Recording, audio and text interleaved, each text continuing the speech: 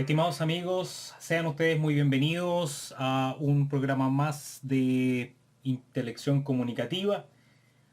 El día de hoy, a través de este podcast, quisiera hablarles un poco respecto de esta figura icónica de la Revolución Cubana, que es Ernesto Che Guevara. Otros lo llamamos un ícono, pero del capitalismo. Probablemente casi en un 99%, muchos de los auditores de este podcast que puedan reconocer esta imagen que está plasmada en este video, según sea su concepción política o ideológica, tendrá una opinión al respecto, ya sea a favor o en contra. Quizás le cause admiración o rechazo por tratarse uno de los íconos actuales más representativos de la Revolución Cubana. Ernesto Che Guevara es conocido en todo el mundo precisamente por su encarnecido vínculo con una de las familias de dictadores que han permanecido más de 60 años gobernando a Cuba, la familia de los Castros, Fidel y Raúl. Biografías y odas del Che Guevara está plagado en internet.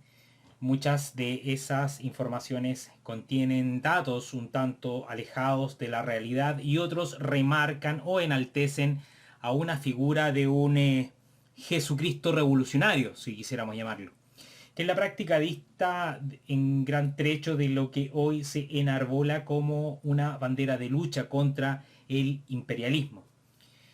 Como primer dato contradictorio hay que mencionar que Ernesto Che Guevara era un joven ocioso de la época, de nacionalidad argentina, estudiante de una carrera universitaria que para la época no todos podían acceder y que no había terminado, particularmente medicina.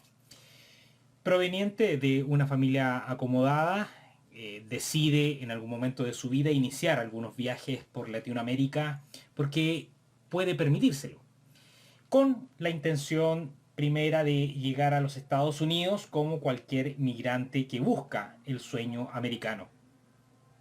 Inicialmente salió de Buenos Aires en 1953 con la finalidad de dirigirse a Caracas y su objetivo último era hacer dinero, dado que Venezuela en esos años mantenía una buena economía y muchos migrantes estaban llegando a ese país por mejores expectativas de vida.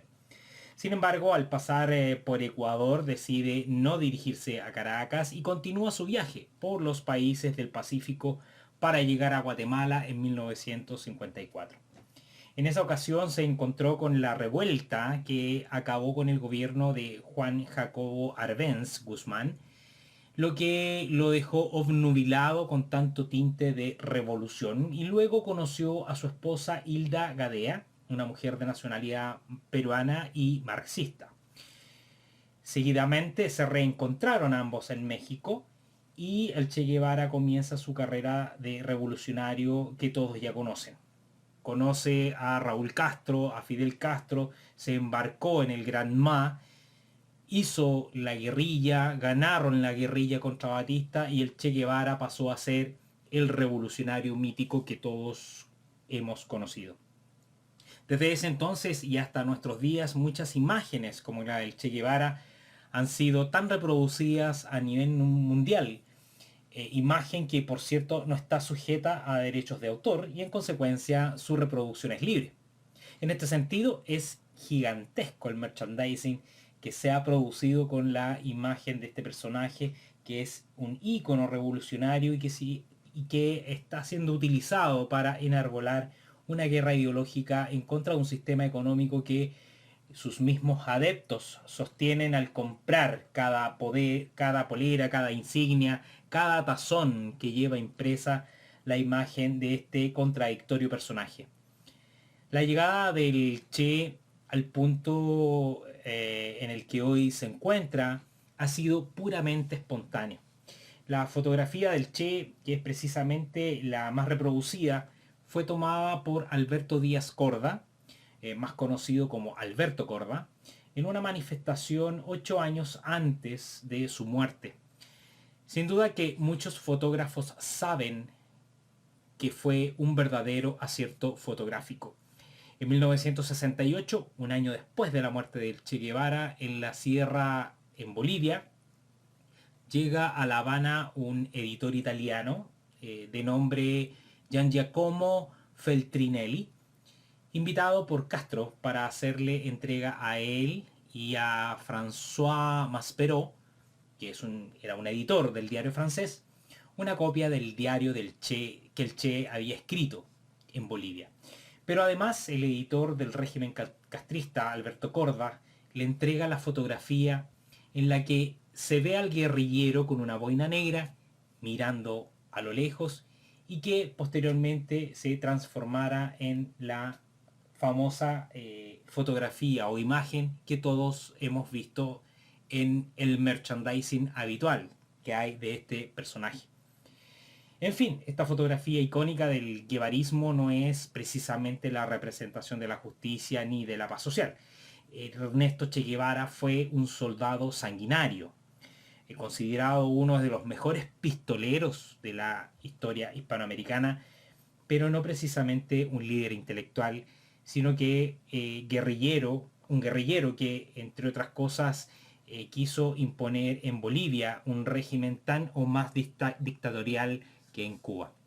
En el Congo, donde estuvo, quiso hacer lo mismo y sin duda que es responsable de una de las dictaduras más largas de la historia, los Castro, 60 años de esa dictadura.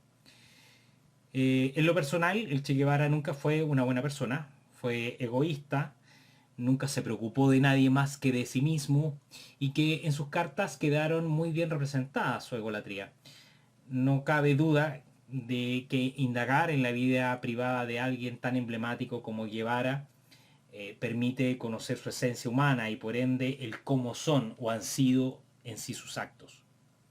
El Che Guevara nunca aspiró a la virtud y, y es considerado un sanguinario que se impuso más por la violencia que por las ideas. Administraba justicia de una manera bien particular, que en cuanto, por ejemplo, sospechaba que alguien estaba traicionando a la guerrilla, le deserrajaba un tiro en la cabeza. A ese nivel. Por tanto, enarbolar la bandera de justicia a través de una imagen del Che Guevara no es precisamente lo más coherente. Ahora bien, pocos son los revolucionarios comunistas o de izquierda con los cuales se haya lucrado tanto el sistema capitalista. Ese mismo que tanto critican. Ni Lenin, ni Stalin, ni ninguno de los más connotados ha reportado tanto dinero a la empresa privada como ha sido la figura del Che Guevara. Ya sea por la edición de sus libros múltiples, que las cobran y generan beneficio, el negocio de las camisetas y todo el merchandising que se ha producido es mayor al de algunos equipos de fútbol mundiales. Hay de todo, hay llaveros, imanes para refrigeradores, fundas para teléfonos celulares, poleras, etcétera, etcétera, etcétera, todo lo que ustedes se puedan imaginar. Todo lo que podamos imaginar es posible reproducirlo hoy con una foto del Che Guevara. Al no estar centralizado en una empresa particular y ser libre la imagen de derechos de autor, cualquier persona puede iniciar su negocio utilizando la imagen de este personaje.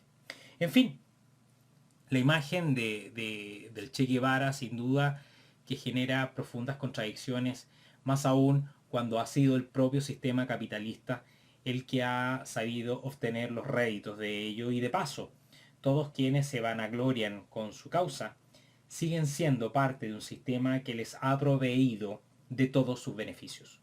De ahí que la causa de justicia y de igualdad social, enarbolando la imagen del Che, se pierde en el horizonte porque ha sido precisamente una de las figuras de la revolución comunista que ha reportado miles de millones de dólares al sistema que tanto aborrecen. Soy Eduard Cáliz para Intelección Comunicativa.